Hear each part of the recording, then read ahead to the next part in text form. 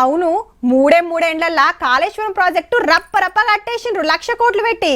దునియాలనే అంత గొప్ప ప్రాజెక్టు గింతెల్లం కట్టినోళ్లకు గా బ్రిడ్జి కట్టేదానికి 9 ఏళ్లు సాలకుండొచ్చినా దీని కాంట్రాక్టర్ ఎవలో మరి. ఇప్పుడు ఆడెట్లున్నదో చూపిస్తాం గాని మొదలు ప్రచారం చూసుకొని కూలిన బిజ్జి కాడికి పోదాం. ఇటు సిపిఐ హిమ్మతి, అటు సిపిఎం సపోర్టు, ఇటు మాదిగ సంఘాల మద్దతు, అటు మాల సంఘాల దోస్తి, పబ్లిక్ మంగళారతి తోటి మద్దతి, కాంగ్రెస్ కే ఓటేస్తామని హిమ్మతి. ఇగో గిట్లా నడుస్తుందిలా పెద్దపల్లిల చేయిగుర్తుల ప్రచారం.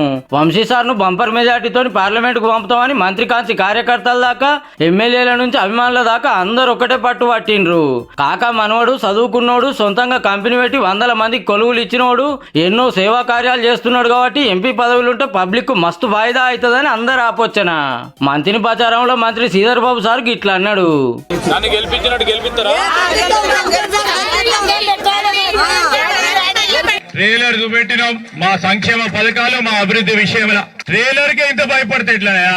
బీఆర్ఎస్ సర్కార్లో తెలంగాణ తెరలైంది, మేము ఇచ్చిన హామీలన్నీ తీరుస్తామని మాట ఇచ్చిండు చెన్నూరు ఎమ్మెల్యే వివేక్ వెంకటస్వామి సారు.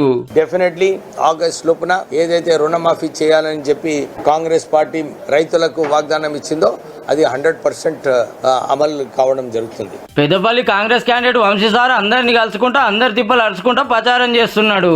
నిరుద్యోగుల సమస్య నా సమస్య లాగా తీసుకొని ఖచ్చితంగా పోరాడి మరి ఇక్కడ ఉద్యోగాలు వచ్చేటట్టు కేంద్రం నుంచి నిధులు, ప్రభుత్వ సంస్థలు ఇక్కడ తీసుకొచ్చేలాగా.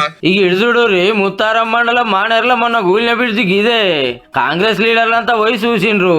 9 ఏళ్ల నుంచి కడుతున్నా ఇప్పటికి చూద్దాం అడవలే ఎంత బందోబస్తు కడుతుర్రో చూడు.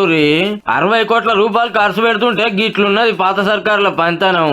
నిర్లక్ష్యానికి బాధ్యత ఎవరిది? ఇంత నిర్లక్ష్యం చేయడానికి వారికి ఇచ్చే ధైర్యం ఎవరిచ్చారో వారు కూడా బయటికి రావాలి. నాణ్యతలు పాటించి తిరిగి ఈ బ్రిడ్జ్ నిర్మాణ కార్యక్రమాలు కూడా మొదలుపెట్టాలి.